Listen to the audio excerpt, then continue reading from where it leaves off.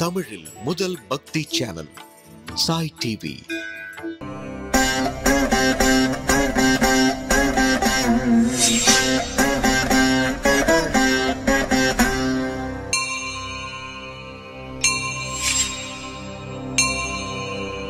அன்பான சாய் டிவி நேயர்களுக்கு வணக்கங்கள்.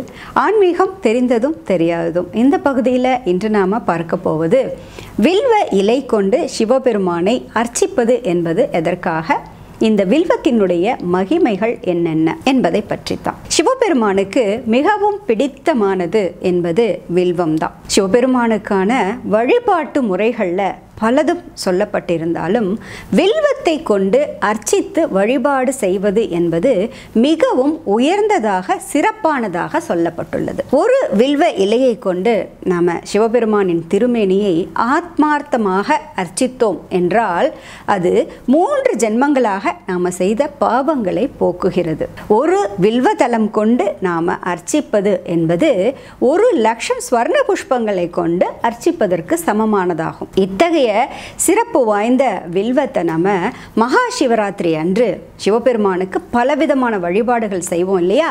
அப்போ இந்த வில்வ வழிபாட்டையும் நாம செய்து வில்வாஷ்டகத்தையும் நாம பாராயணம் செஞ்சோன்னு வச்சுக்கோங்களேன், நம்முடைய 7 ஜென்மங்களாக இருக்கக்கூடிய பாவங்கள் நசிந்துவிடும் என்று புராணங்கள் சொல்கின்றன. இந்த வில்வத்தை எடுத்துட்டோம் அப்படின்னாக்க அதுல 21 வகையான வில்வ மரங்கள் உண்டுங்க.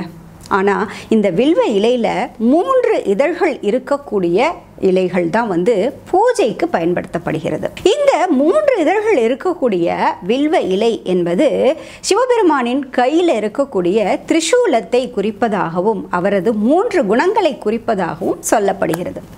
அது மட்டும் இல்லைங்க, இந்த வில்வ இலையில மும்மூர்த்திகளும் வாசம் செய்வதாகவும் மகாலட்சுமிக்கு மிகவும் பிடித்தமானது, மகாலட்சுமியும் வாசம் செய்கிறாள் என்றுதான் வில்வ மரத்தையும் வில்வ இலையையும் புராணங்களும் பெரியோர்களும் போற்றுகின்றனர். இத்தகைய சிறப்பு வாய்ந்ததுதான் இந்த வில்வ மரம், வில்வ இலை. இந்த வில்வ இலையினுடைய வழிபாடு எப்படி சிவபெருமானுக்கு தோன்றியது அப்படின்னு பார்க்கலாம். அப்படின்னாக்க சிவபெருமானுக்கு ஆன நட்சத்திரம் திருவாதிரை. இந்த திருவாதிரை நட்சத்திரம் எரி நட்சத்திரம் என்று சொல்லப்படுகிறது. இதற்கு வெப்பம் அதிகமாம். அதனால சிவபெருமானின் திருமேனியை குளிர்ச்சியான குணம் கொண்ட வில்வ இலைகளை கொண்டு அர்ச்சிக்கிறோம் என்று சொல்கிறார்கள். அதோட கைலாயவாசி தான் சிவபெருமான்.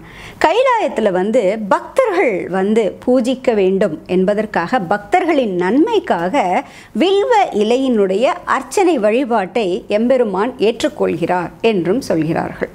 அதாவது பனியினால வரக்கூடிய நோய்களான சளி, இருமல் இப்படிப்பட்ட வியாதிகளுக்கு மருந்தாக வில்வ இலையே மிகச்சிறந்த மருந்தாக இருக்கிறது என்பதாகவும் சொல்லப்படுகிறது. இதை விடவே இன்னொரு விஷயம் நம்ம பார்த்தோம்னாக்க, வில்வத்தினுடைய சிறப்பை சொல்வதாக நம்ம பார்த்தோம்னாக்க, தேவலோகத்தில் இருக்கக்கூடிய பஞ்சதாருக்கள் 5 வகையான மரங்களை சொல்வார்கள். பாதிரி, மா, வன்னி, மந்தாரை மற்றும் வில்வம். இந்த 5மே 5லும் குறிப்பாக வில்வம் மகாலட்சுமியினுடைய திருக்கரங்களிலிருந்து பெறப்பட்டதா. பூ உலகில் இருக்கக்கூடிய உயிர்கள் மிகவும் பாவப்பட்டவர்களாக இருக்கிறார்கள். அவர்களது பாவத்தை போக்குவதற்காக ஈசனினுடைய இச்சாசக்தி, ஞான சக்தி, கிரியாசக்தியின் வடிவமாக ஈசனால் அருளப்பட்டதே வில்வ மரமாகும். இன்னமும் சொல்லணும் சிறப்பை அப்படின்னு கேட்டிங்கன்னாக்க, ஊழி காலத்தில், பிரளய காலத்தில் அனைத்தும் அழிவிற்குள்ளான பொழுது வேதங்கள் ஈசனிடம் தங்களை காக்கும்படி சொன்னதாம். அப்பொழுது ஈசன் வில்வ மரத்தின் அடியில் சென்று தவம் இருங்கள் தமிழகத்தில் என்று அவைகளுக்கு ஆணையிட்டாராம். அப்படியே திருக்கடவூர் என்ற திருத்தலத்தில் வில்வ மரங்களாக வேதங்களே நின்று தவம் இயற்றியதாக சொல்லப்பட்டுள்ளது. அதற்காகத்தான் திருக்கடவூருக்கு வில்வாரண்யம் என்ற பெயரும் ஏற்பட்டது. இத்தகைய சிறப்பு வாய்ந்த குளிர்ச்சியான தன்மையுள்ள வில்வத்தினுடைய அர்ச்சனையை தான் மிகவும் விரும்பி ஏற்கிறார் சிவபெருமான். இந்த வில்வத்தை கொண்டு அர்ச்சனை செய்வதனால என்னவெல்லாம் நிகழும், என்னவெல்லாம் மகிமைகள், என்னவெல்லாம் பலன் என்பதை சொல்வதற்காக ஒரு கதையும் சொல்லப்படுகிறதுங்க. முன்பொரு சமயம் கைலாய மலையினுடைய சாரலில் இருக்கக்கூடிய ஒரு சோலையில் ஒரு வில்வ மரத்தின் அடியில் சிவபெருமானும் பார்வதி தேவியும் இலைப்பாரி கொண்டிருந்தார்களாம், வீற்றிருந்தார்களாம். அந்த சமயத்தில் அந்த மரத்தின் மீது ஒரு குரங்கு அந்த கிளையின் மீது வந்து அமர்ந்து அந்த கிளைகளை ஆட்டிக்கொண்டே இருந்ததாம். அதில் வந்து ஒரு வில்வ இலையாக பறித்து கீழே போட்டதாம். அந்த வில்வ இலை வந்து சிவபெருமான் மீதும் பார்வதி தேவியின் மீதும் விழுந்து கொண்டிருந்ததாம். பார்வதி தேவிக்கு சற்றே சினம் ஏற்பட்டு கோபத்துடன் அந்த குரங்கினை நோக்க ஈசன் சொன்னாராம், உமையே கோபப்படாதே, வில்வ இலையை கொண்டு அந்த குரங்கு நம்மை அர்ச்சிக்கிறது என்று சொன்னாராம். வில்வ இலைக்கு நல்ல உணர்வு ஏற்படும்படி, நல்ல குணங்கள் ஏற்படும்படி பகவான் அருளி செய்திட உடனே குரங்கு கீழே இறங்கி வந்து, ஐயனே என்னுடைய பிழையை பொறுத்தருள்வீராக என்று வேண்டி நின்றதாம். அதற்கு ஈசன், இல்லை உன்னுடைய செயலால் நாம் மகிழ்ந்து போனோம், எம்மை நீ வில்வத்தை கொண்டு வழிபாடு செய்திருக்கிறாய், அது மிகவும் பிடித்தமானது எனக்கு என்று சொல்லி, இந்த வில்வ வழிபாடு அர்ச்சனை செய்ததன் பலனாக நீ அடுத்த பிறவியில் சோழ குலத்தில் பிறந்து உலகையே ஆளக்கூடிய மன்னனாக வருவாய் என்று ஆசீர்வதித்து அருளினாராம். அப்போது அந்த குரங்கு கேட்டதான், எனக்கும் அடுத்த பிறவியிலும் ஈசனே உம்மையே நாம் வந்து என்றும் நான் திருப்பணி செய்து உம்மையே நான் அடைய வேண்டும் என்று அது வேண்டிக் கொண்டதாம். அப்படியே ஆகட்டும் என்று திருவாய் மலர்ந்தருளினாராம் ஈசன். அந்த குரங்குதான் கருவூரில் சோழ குலத்தில் மாந்ததா என்ற சோழ அரசனுக்கு முசுந்தன் என்ற பெயரில் பிறந்து மிகச் சிறப்பாக ஆட்சி செய்து வந்தாராம். அவரது காலத்தில் தான் கருவூரில் உள்ள பசுபதீஸ்வரர் கோவிலில் பல திருப்பணிகள் மேற்கொள்ளப்பட்டது. அது மட்டும் இல்லைங்க, பல சிவபெருமானது ஆலயங்களிலும் பல திருப்பணிகளையும் அதே முசுந்தன் என்ற அரசன் தான் செய்தாராம். இது வந்து இறுதியில் வந்து அவர் மிகச்சிறப்பான ஒரு சிவலோக பதவியும் திருக்கைலாய பதவியும் பெற்றார் என்று சொல்லப்பட்டுள்ளது. இது வந்து வில்வ அர்ச்சனை செய்வதனுடைய பலனை சொல்வதாக அமைந்துள்ளது. இத்தகைய சிறப்பு வாய்ந்த வில்வத்தை நாம் வீட்டில் வளர்க்கலாமா அப்படிங்கிறது பலருக்கும் ஒரு கேள்வியாக இருக்கும். யாரால வந்து சாஸ்திரத்தின்படி சொல்லப்பட்டுள்ள நியமங்களுடன் நாம் வளர்க்க முடியும் என்றால் நிச்சயமாக வீட்டில் வளர்க்கலாம், கோயில்களில் நாம் வளர்க்கலாம்.